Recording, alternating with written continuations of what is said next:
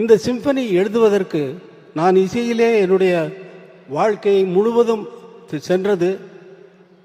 என்னுடைய குழந்தைகளுக்காக நான் நேரம் செலவழிக்கவில்லை.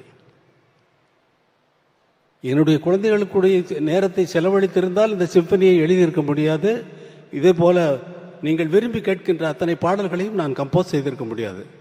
அதனால் இங்கே நான் நன்றி தெரிவிக்க வேண்டியது முதலாவதாக என்னுடைய குழந்தைகளுக்கு.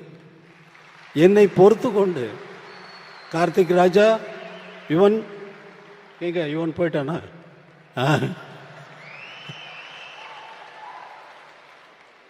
உங்கள் இருவருக்கும் நீங்கள் உங்களோட செலவழிக்க வேண்டிய நேரம் தான் அங்கே வந்து சிம்பனியாக இசையாக வெளியில் வந்திருக்கு. அதை நினச்சி நீங்கள் சந்தோஷப்படலாம். உங்களோட எங்கள் டாடி நீங்கள் எங்களுக்காக நேரம் செலவிடலைன்னு சொல்லி நீங்கள் இனிமேல் கம்ப்ளைண்ட் பண்ண போகிறதில்ல.